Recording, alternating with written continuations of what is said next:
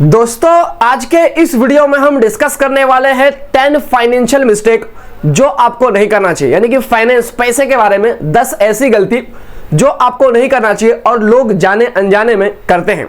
तो सबसे पहला है नॉट क्रिएटिंग इमरजेंसी फंड। यानी कि बहुत सारे लोग इमरजेंसी फंड क्रिएट नहीं करते हैं। और वो जो भी मैं गलती बता रहा हूं ये मैं नहीं बता रहा हूं, बेसिकली मैं आर्टिकल पढ़ के जो भी फाइनेंस के एक्सपर्ट्स होते हैं उनकी बातें मैं आपको बता रहा हूं। तो सबसे पहला कहा जाता है कि बहुत सारे लोग ऐसे हैं जो इमरजेंसी फंड क्रिएट नहीं करते हैं। इमरजेंसी फंड क्या होता है? ऐसा पैसा जो आपको इमरजेंसी में काम आए। तो यहां पे एक्सपर्ट्स का कहना यह होता है कि आप जो भी काम कर रहे, जॉब कर रहे या तो बिजनेस कर रहे, जो भी आपका मंथली इनकम है बेसिकली वो एक्सपेंसेस का कम से कम 3 से 6 गुना आपके पास में हमेशा होना चाहिए, ऐसा कहते हैं।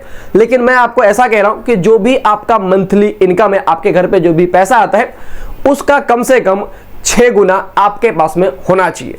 क्यों होना चाहिए? तो मान लीजिए कि फ्यूचर में अगर आपका कोई जॉब में मतलब मान लीजिए कि नौकरी से निकाल दिया गया, क्योंकि आप अभी देख रहे कि बहुत सारे लोगों को जॉब से निकाला जा रहा है, या तो आपका बिजनेस में लॉस हो गया या तो कोविड के जैसा कोई भी सिचुएशन हो गया, तो कम से कम अगर आपके घर पे मतलब या तो आपके बैंक अकाउंट में, आपके सेविंग अकाउंट में, या तो आपके आरडी में, या तो आपके लिक्विड फंड में जो भी आपका मंथली इनकम है उसका 6 गुना रहेगा। तो आपके पास कम से कम 6 महीने का टाइम है कि आप सोच सकते हैं कि भाई अगर मुझे जॉब से निकाला गया या तो कोई भी सिचुएशन आ गया तो आपके पास 6 महीने का समय चीजों को सोचने के लिए और उसके ऊपर एक्शन लेने के लिए। तो इसके लिए एक्सपर्ट्स का कहना यह होता है कि जो भी आपका मंथली इनकम है उसका कम से कम 3 से 6 गुना, लेकिन अगर आप 6 से 12 गुना भी रखेंगे तो भी कोई बात नहीं, अच्छी बात है। जितना ज्यादा आपके पास में इमरजेंसी फंड होगा उतना अच्छा आपके लिए होगा, आपको उतना समय सोचने के लिए मिलेगा। अब क्वेश्चन आता है कि भाई आप इमरजेंसी फंड कैसे बनाओगे? मान लीजिए कि किसी पर्सन का मंथली इनकम 1 लाख रुपए का है तो उसको कम से कम 6 लाख रुपए एज अ इमरजेंसी के नाम पे साइड में रखना चाहिए। लेकिन ये 6 लाख रुपए आप जमा कैसे करेंगे? तो आप हर महीना कुछ कुछ पैसा सेव करके वो 1 साल 2 साल 3 साल के अंदर 6 लाख रुपए जमा करके अपने सेविंग अकाउंट में या तो उस पैसे का आप आरडी कर सकते हैं, एफडी कर सकते हैं, या तो लिक्विड फंड में रख सकते हैं। और जब कभी भी इमरजेंसी आएगा तब आप उस पैसे का यूज कर सकते हैं। आपके पास में बेसिकली जितने महीने का आप इमरजेंसी फंड रखेंगे उतने महीने का आपके पास में समय होगा कि आप सोच सकते हैं कि भाई आपको नेक्स्ट एक्शन क्या लेना है। उसके अलावा यहाँ पे सेकंड पॉइंट में एक्सपर्ट्स का कहना यह है कि बहुत सारे लोग ऐसे हैं जो अर्निंग करना, पैसा कमाना तो स्टार्ट कर देते हैं, लेकिन वो अपने फाइनेंशियल गोल्स को कल के ऊपर डालते हैं। यार मैं कल से अपने गोल्स के ऊपर काम करूंगा, और वो कल कभी भी नहीं आता है। क्या होता है फाइनेंशियल गोल्स? तो पैसे से रिलेटेड आपका कुछ गोल्स होता है, उसके ऊपर आपको काम करना पड़ता है। क्या होता है गोल्स? तो हो सकता है अगर अभी आपका उम्र है 30 साल तो आप ऐसा सोचते होंगे कि यार मैं 50 साल की उम्र में ना रिटायर्ड हो जाऊंगा, तो मैं 20 साल तक कितना पैसा जमा करूं। तो वो आपका हो गया फाइनेंशियल गोल्स कि मुझे 50 साल की उम्र में ना इतना पैसा चाहिए। किसी का फाइनेंशियल गोल्स होता था कि भाई मुझे मेरे चिल्ड्रन के एजुकेशन के लिए मुझे इतना पैसा जमा करना है, तो मैं कितने समय में इतना पैसा जमा कर पाऊंगा, वो उनका फाइनेंशियल गोल्स हो गया। किसी का फाइनेंशियल गोल्स ये हो सकता है कि भाई मुझे घर खरीदना है। फॉर एग्जांपल आपको 1 करोड़ रुपए का एक घर खरीदना है, तो आपको कम से कम 20% का तो डाउन पेमेंट करना पड़ेगा, कम से कम 20 लाख रुपए का। तो अब आप ये सोचेंगे कि यार जो 20 लाख रुपया है ना वो मैं कितने समय में जमा कर पाऊंगा ताकि मैं डाउन पेमेंट करके घर खरीद सकूं। तो आपका ये भी हो गया फाइनेंशियल गोल्स। तो यहाँ पे अलग अलग टाइप के फाइनेंशियल गोल्स होते हैं। तो यहाँ पे एक्सपर्ट जो है उनका कहना यह है कि बहुत सारे लोग पैसा कमाना तो स्टार्ट कर देते हैं, लेकिन अपने फाइनेंशियल गोल्स को कल के ऊपर डालते हैं, कल के ऊपर डालते हैं, और वो कल कभी भी नहीं आता है। और जब अगर आप बहुत लेट स्टार्ट करेंगे इन्वेस्टमेंट करना तब आपको दिक्कत हो सकता है। अगर मैं आपको सिंपली एग्जाम्पल से समझा दूं तो मान लीजिए कि अगर अभी आपका उम्र है 30 साल और आपको 50 की उम्र में रिटायर्ड होना है, तो अगर आप 30 साल की उम्र से 20 साल तक अगर आप हर महीने 5-5 हजार रुपए इन्वेस्ट करेंगे ना, फॉर एग्जांपल म्यूचुअल फंड वगैरह में इन्वेस्ट करेंगे, और मैं मान के चल रहा हूं कि आपको 12% का रिटर्न मिलेगा, तो 20 साल पूरा होने के बाद में आपको पूरे 50 लाख रुपए मिलेंगे। वहीं अगर आप मान लीजिए कि आप बोल रहे कि मैं कल से स्टार्ट करूंगा, कल से करूंगा, और कल कल करते करते 5 साल बीत गए, अब आपके पास में है 15 साल, और अगर आप हर महीने 5-5 हजार रुपए इन्वेस्ट करेंगे आने वाले 15 साल तक, तो आप सिर्फ 12% का रिटर्न में मान के चल रहा हूं, तो आप सिर्फ 25 लाख रुपए ही जमा कर पाएंगे। यानी कि 5 साल का ही डिफरेंस है और 25 लाख रुपए आप यहां पे गवा सकते हैं। इसके लिए उनका कहना यह होता है कि जितना जल्दी हो जाए आप यहां पे अपने फाइनेंशियल गोल्स के ऊपर स्टार्ट करना मतलब काम करना स्टार्ट कर दे, जैसे आप अर्निंग करना स्टार्ट कर देते हैं।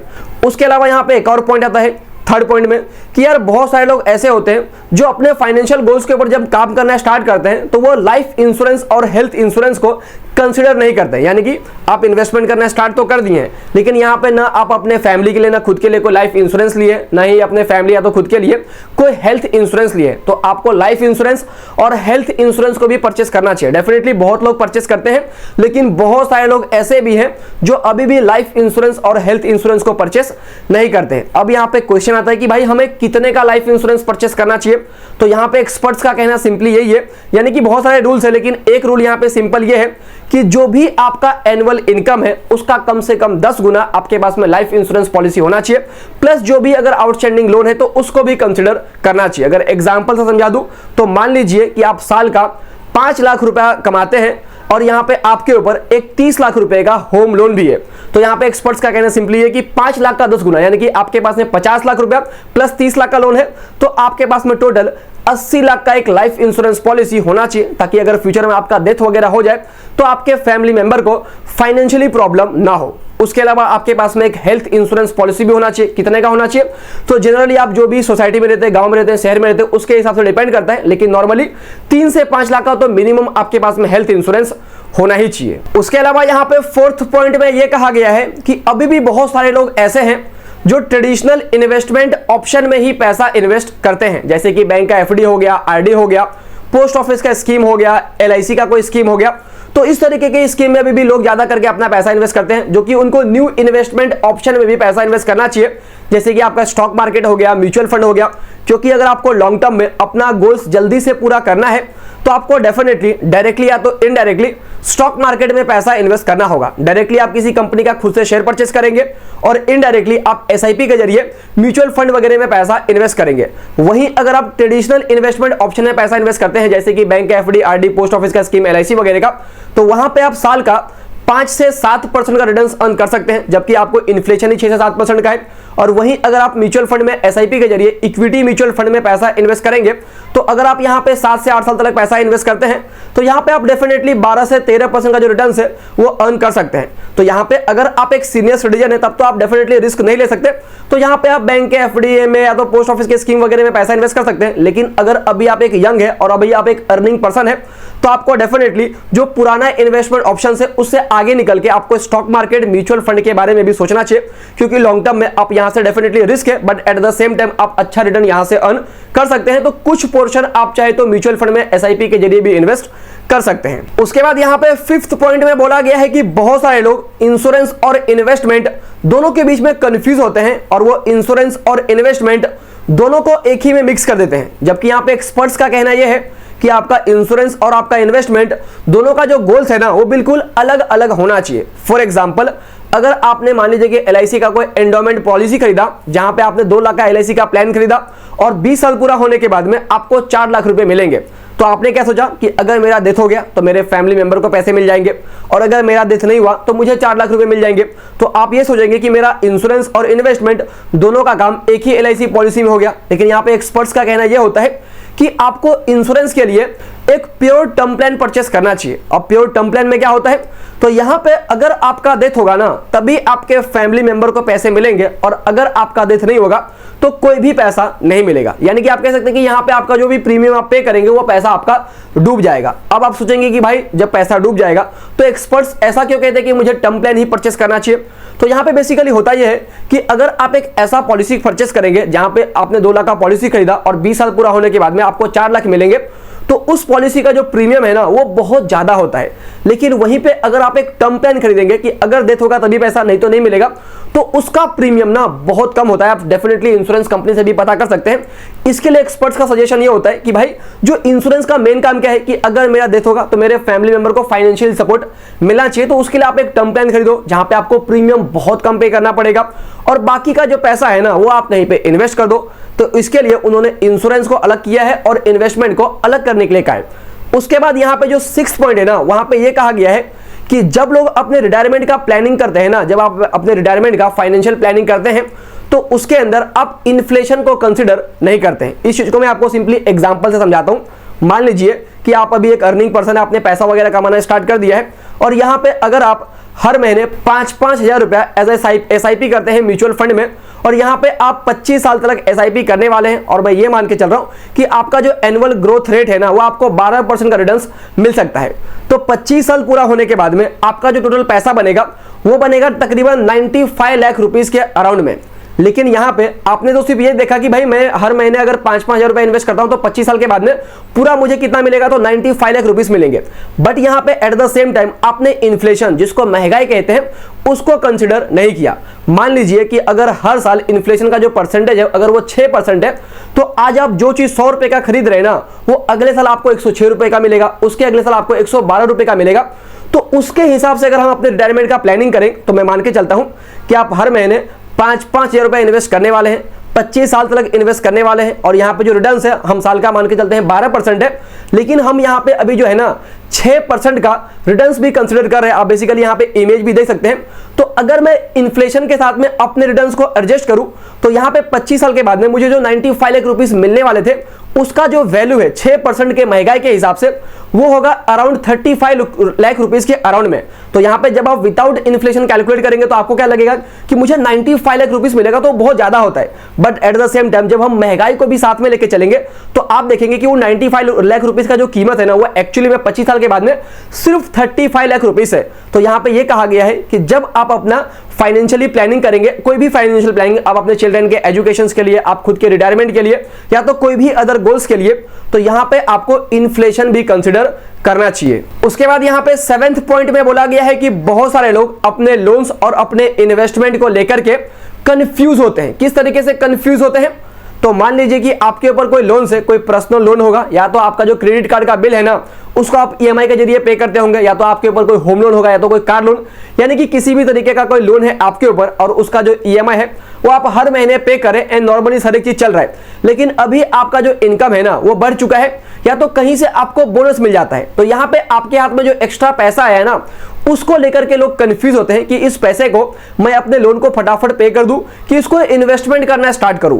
तो यहाँ पे बोला यह जाता है कि अगर आपका पर्सनल लोन है तो वहां पे जो इंटरेस्ट रेट है वो तकरीबन 18% 20% का होता है, और वहीं अगर आपका जो क्रेडिट कार्ड का बिल है अगर आप उसको ईएमआई के जरिए पे करते हैं तो वहां पे भी अच्छा खासा 25% 30% का इंटरेस्ट रेट होता है। तो उस केसेस में आप अपने लोन को पहले पे करें। लेकिन यहाँ पे अगर आपका कोई होम लोन है तो यहाँ पे होम लोन के केसेस में बहुत सारे एक्सपर्ट्स का कहना यह भी है कि भाई लोन भी एक तरीके का बोझ होता है, तो आप सबसे पहले अपने लोन को पे करें। लेकिन बहुत सारे जो एक्सपर्ट्स हैं उनका कहना यह भी होता है कि आपका जो लोन है ना आप उसको पे करते रहिए, एंड यहाँ पे आपके पास में जो एक्स्ट्रा पैसा है ना उसमें से कुछ पैसा आप उस जो भी होम लोन है उसको प्री पेमेंट करना स्टार्ट कर दो, ताकि आपका लोन जल्दी खत्म हो जाए और आपको ज्यादा ब्याज पे ना करना पड़े। और यहाँ पे आप कुछ पैसा चाहे तो एसआईपी के जरिए म्यूचुअल फंड वगैरह में भी इन्वेस्ट कर सकते हैं। यहाँ पे आप जो एक्स्ट्रा पैसा है उसको आप सोचेंगे कि मैं इसको एफडी करवा दूंगा, आरडी करवा दूंगा, या तो पोस्ट ऑफिस के स्कीम में इन्वेस्ट कर दूंगा, तो वहां पे आपका लॉस होगा। कैसे लॉस होगा? मान लीजिए कि आपके पास में एक्स्ट्रा पैसा है और यहाँ पे जो होम लोन का इंटरेस्ट है वो है 8%, तो आपने क्या सोचा कि भाई होम लोन का इंटरेस्ट पे नहीं करूंगा, इसको इन्वेस्ट करके पैसे कमाऊंगा। तो यहाँ पे आप पोस्ट ऑफिस की स्कीम से कितना पैसा अर्न कर पाएंगे? हार्डली आप 6 से 7% का इंटरेस्ट अर्न कर पाएंगे। तो यहाँ पे तो आपका इंटरेस्ट का ऐसे भी लॉस हो रहा है, तो उस केसेस में डेफिनेटली आपको पैसा पे कर देना चाहिए। और यहाँ पे आप चाहे तो कुछ पैसा एज अ म्यूचुअल फंड में लंबे समय तक के लिए इन्वेस्ट कर सकते हैं। तो डेफिनेटली अगर मैं खुद के ओपिनियन की बात करूं तो भाई अगर आपके ऊपर कोई भी लोन है ना, भले ब्याज कम हो ज्यादा हो उससे फर्क नहीं पड़ता, सबसे पहले आपको आपका लोन पे करना चाहिए। उसके बाद यहाँ पे आपको आपका इन्वेस्टमेंट वगैरह स्टार्ट करना चाहिए। या तो अगर आप होम लोन के केसेस में आप डेफिनेटली चाहे तो कुछ पैसे एसआईपी वगैरह के जरिए इन्वेस्ट कर सकते हैं। बट अगर पर्सनल लोन है या तो क्रेडिट कार्ड का बिल अगर आपका पे करना बाकी है तो उस केसेस में पहले बिल वगैरह पे करें, बाद में ही इन्वेस्टमेंट के बारे में सोचे, और कभी भी किसी से कर्जा लेके पैसा इन्वेस्ट ना करें। उसके बाद यहाँ पे 8 पॉइंट में बोला गया है कि बहुत सारे लोग ऐसे हैं जो अपने सिविल रिपोर्ट को, अपने क्रेडिट रिपोर्ट को चेक ही नहीं करते, और आपको आपके सिविल रिपोर्ट को टाइम टू टाइम कम से कम 3 महीने में तो चेक करना ही चाहिए। क्यों करना चाहिए? तो यहाँ पे बहुत बार ऐसा होता है कि आपने कोई लोन लिया था एंड आपने उस लोन को पे कर दिया है, लेकिन आपके सिविल रिपोर्ट में, आपके क्रेडिट रिपोर्ट में अभी भी यही दिखा रहा है कि आपने उस लोन को पे नहीं किया है। तो इस तरीके से अगर आपके सिविल में ऐसा दिखाएगा एंड फ्यूचर में अगर आप कभी लोन लेने जाएंगे तो आपका जो लोन है ना वो रिजेक्ट हो सकता है और आपका जो सिविल स्कोर है वो भी खराब हो सकता है। उसके अलावा यहाँ पे ये भी देखा गया है कि बहुत बार आपने कोई लोन लिया ही नहीं है, लेकिन किसी पर्सन के नाम से आपके सिविल में दिखाता है कि भाई साहब आपने लोन लिया है। तो अगर इस तरीके का आपने कोई लोन नहीं लिया है फिर भी आपके सिविल में दिखा रहे, तो आप यहां पे कंप्लेंट वगैरह करके उसको अपने सिविल से हटा सकते हैं। अदरवाइज अगर आप लोन लेने जाएंगे तो आपको प्रॉब्लम हो सकता है। उसके बाद यहाँ पे 9th पॉइंट आता है कि बहुत सारे लोग अपने जो क्रेडिट कार्ड का बिल है या तो उनका जो पर्सनल लोन का ईएमआई है वो पे नहीं करते हैं या तो टाइम पे नहीं करते हैं। तो अगर आप अपने क्रेडिट कार्ड का बिल या तो आपका जो पर्सनल लोन है उसको टाइम पे नहीं करेंगे तो डेफिनेटली आपका सिविल स्कोर खराब होगा और आपको फ्यूचर में लोन वगैरह नहीं मिलेगा। उसके बाद यहाँ पे लास्ट में 10th पॉइंट ये है कि बहुत सारे लोग मल्टीपल क्रेडिट कार्ड यूज करते हैं। अगर आप मल्टीपल क्रेडिट कार्ड यूज करते हैं तो यहां पे आपका ओवर स्पेंडिंग हो सकता है, आपके खर्चे के ऊपर आपका कंट्रोल ना हो, और यहां पे अगर आपका ओवर स्पेंडिंग होगा तो उसके वजह से भी आपका जो सिविल स्कोर है वो कम होगा। उसके अलावा यहां पे आपका जो क्रेडिट यूटिलाइजेशन रेशियो है ना वो 30% से कम होना चाहिए। यानी कि अगर आपका 1 लाख का क्रेडिट कार्ड लिमिट है तो आपको 30,000 तक ही यूज करना चाहिए। अगर आप उससे ज्यादा यूज करेंगे तो इसका मतलब यह माना जाएगा कि आप ज्यादातर अपने क्रेडिट कार्ड के ऊपर ही डिपेंडेंट है और इसके वजह से भी आपका जो सिविल स्कोर है वो कम होगा। और यहां पे अगर आप कम समय के अंदर मल्टीपल क्रेडिट कार्ड के लिए अप्लाई करेंगे तो उसके वजह से भी आपका जो सिविल स्कोर है वो कम होगा। अब यहां पे क्वेश्चन आता है कि आपको कितना क्रेडिट कार्ड यूज करना चाहिए। तो यहां पे बेसिकली मैंने रिसर्च किया जहां पे बोला गया था कि आप जनरली 3 क्रेडिट कार्ड तक यूज कर सकते हैं, लेकिन आपके तीनों क्रेडिट कार्ड का जो पर्पस है ना वो बिल्कुल अलग अलग होना चाहिए। सबसे पहले क्रेडिट कार्ड आप नॉर्मल यूज के लिए यूज करेंगे। दूसरा क्रेडिट कार्ड आप चाहे तो ट्रैवलिंग वगैरह के लिए यूज कर सकते हैं जहां पे आपको ट्रैवलिंग के ऊपर कैशबैक वगैरह अच्छा वाला मिले। और तीसरा क्रेडिट कार्ड आप चाहे तो ऑनलाइन शॉपिंग वगैरह के लिए यूज कर सकते हैं जहां पे आपको ऑनलाइन शॉपिंग के ऊपर अच्छा खासा डिस्काउंट मिले। तो इस तरीके से अगर आप 3 से ज्यादा क्रेडिट कार्ड यूज करेंगे तो यहां पे डेफिनेटली आप अपने क्रेडिट कार्ड को मैनेज वगैरह नहीं कर पाएंगे एंड ओवर स्पेंडिंग होगा, फिर प्रॉब्लम होगा। तो अप टू 3 क्रेडिट कार्ड तक आप यूज करेंगे जिसका मतलब पर्पस अलग अलग है। तो उस केसेस में मतलब ऐसा बोला गया कि ठीक है आप 3 क्रेडिट कार्ड 2 क्रेडिट कार्ड तक नॉर्मली यूज कर सकते हैं। तो दोस्तों यही था पूरा का पूरा वीडियो अच्छी लगी तो वीडियो को लाइक, चैनल को सब्सक्राइब और इस वीडियो को अपने फैमिली, फ्रेंड और रिलेटिव के साथ में जरूर शेयर करना। जय हिंद दोस्तों।